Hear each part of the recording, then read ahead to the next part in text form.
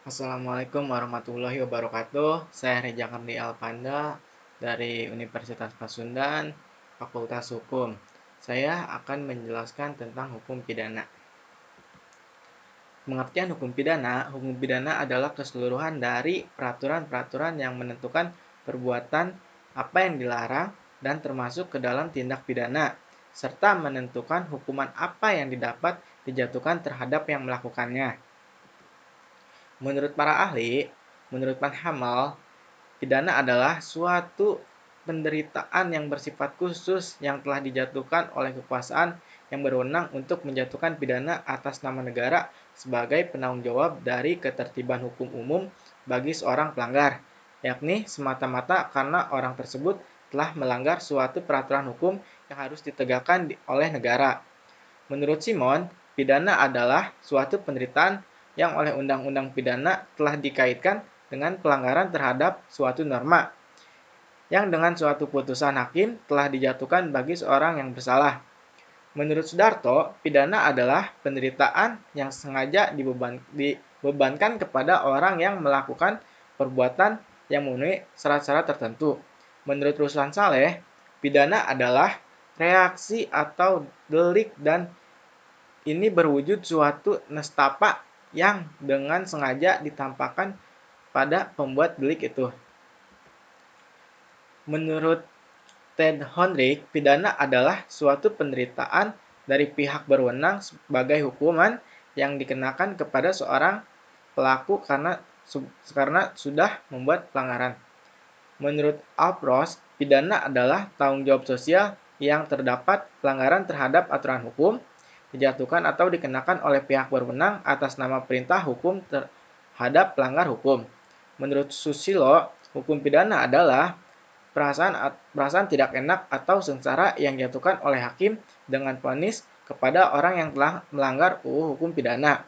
Menurut Muljatno, hukum pidana adalah bagian dari keseluruhan hukum yang berlaku di suatu negara yang mengadakan dasar-dasar dan aturan-aturan.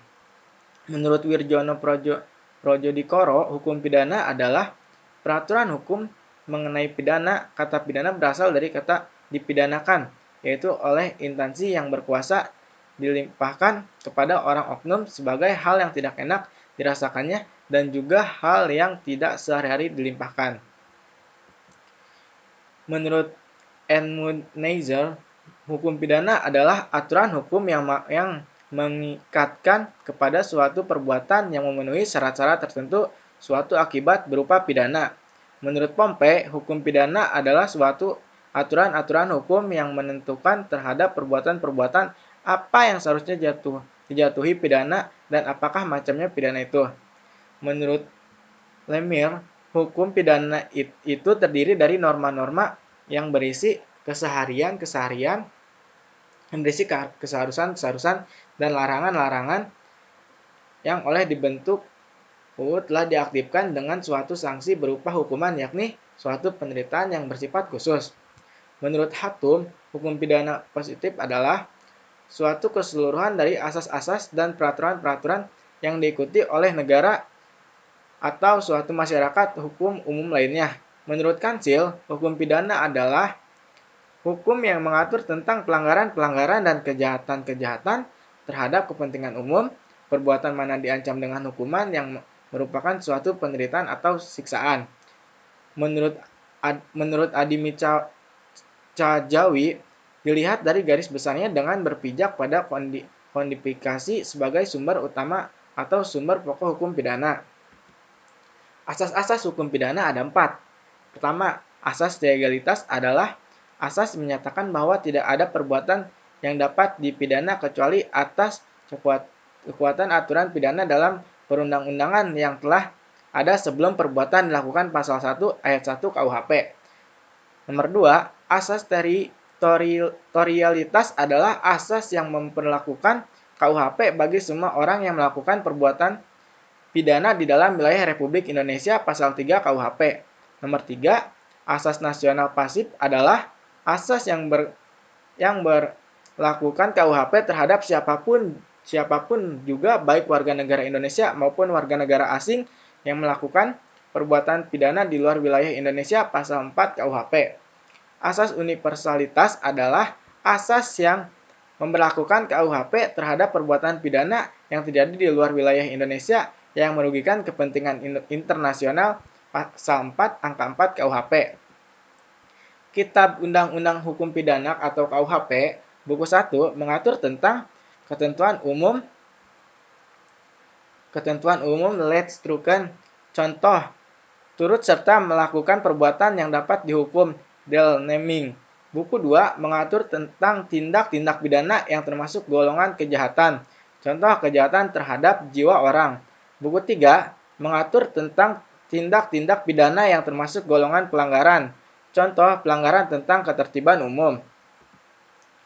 Macam-macam delik. Delik yang dilakukan dengan sengaja, misalnya sengaja merampas jiwa orang lain, pasal 338 KUHP, dan delik yang disebabkan karena kurang hati-hati, misalnya karena kesalahannya telah menimbulkan matinya orang lain dalam lalu lintas di jalan, pasal 359 KUHP. Menjalankan hal-hal yang dilarang oleh undang-undang, misalnya melakukan pencurian atau penipuan, pasal 362 dan 378 KUHP, dan tidak menjalankan hal-hal yang seharusnya dilakukan menurut undang-undang, misalnya tidak melapor adanya komplotan yang merencanakan makar. Kejahatan buku 2 KUHP merupakan perbuatan yang sangat tercela terlepas dari ada tindaknya larangan dalam undang-undang, karena itu disebut juga sebagai delik hukum. Pelanggaran buku 3 KUHP merupakan perbuatan yang dianggap salah satu justru karena adanya larangan dalam undang-undang, karena itu juga disebut delik undang-undang. Macam-macam pidana, hukum pokok ada 5. 1. Hukuman mati. Tentang hukuman mati ini terdapat negara-negara yang telah menghapus bentuknya hukuman ini, seperti Belanda. Tetapi Indonesia sendiri, hukuman mati ini kadang masih diberlakukan untuk beberapa hukuman, walau masih banyak pro kontra terhadap hukuman ini. Kedua, hukuman penjara. Hukuman penjara sendiri dibedakan ke dalam hukuman penjara seumur hidup dan penjara sementara. Hukuman penjara sementara minimal 1 tahun dan maksimal 20 tahun. Terpidana wajib tinggal dalam penjara selama hukuman dan wajib melakukan pekerjaan yang ada di dalam maupun di luar penjara, dan terpidana tidak mempunyai hak pistol. Yang ketiga, hukum kurungan. Hukuman ini kondisinya tidak seberat hukuman penjara dan dijatuhkan karena kejahatan ringan atau pelanggaran lainnya. Biasanya, hukum dapat memilih antara hukuman kurungan ataupun hukuman denda. Bedanya hukuman kurungan dan hukuman penjara adalah pada hukuman kurungan terpidana tidak dapat ditahan di luar tempat daerah tinggalnya kalau ia tidak mau, sedangkan pada hukuman penjara dapat dipenjarakan di mana saja. Pekerjaan paksa yang dibebankan kepada terpidana penjara lebih berat dibandingkan dengan pekerjaan yang harus dilakukan oleh terpidana kurungan, dan terpidana kurungan mempunyai hak pistol, hak untuk memperbaiki nasib, sedangkan pada hukuman penjara tidak demikian. Keempat, hukuman denda. Dalam hal ini terpidana boleh memilih sendiri antara denda dengan kurungan. Maksimum kurungan pengganti denda adalah 6 bulan. Yang kelima, hukuman tutupan. Hukuman ini dijatuhkan berdasarkan alasan-alasan politik terhadap orang-orang yang telah melakukan kejahatan diancam dengan hukuman penjara oleh KUHP. Hukuman tutupan ini merupakan penambahan pidana ke dalam KUHP berdasarkan ketentuan pasal 1 Undang-Undang Nomor 20 Tahun 1946 tentang hukuman tutupan. Ada hukuman tambahan: 1. Pencabutan hak-hak tertentu. 2. Penyitaan barang-barang tertentu. 3. Pengumuman keputusan hakim. Sebab pidana ada beberapa macam. Pertama, antagonisme dan budaya kompetisi. Kedua, perbedaan ideologi politik. Ketiga, kepedapatan dan komposisi penduduk. Kelima, distribusi perbedaan. Keempat, budaya. Kelima, perbedaan kekayaan dan pendapatan. Keenam, dan mentalitas stabil. Dan yang terakhir, faktor-faktor seperti dasar biologis, fisiologis, dan sosial emosional. Akibat pidana ada 4, merugikan orang lain baik material dan non-material. Kedua, merugikan masyarakat secara keseluruhan. Ketiga, mengganggu keamanan dan stabilitas masyarakat. Dan terakhir, merugikan negara. Terima kasih, semoga bermanfaat apa yang saya jelaskan tentang hukum pidana. Kurang lebihnya saya mohon maaf.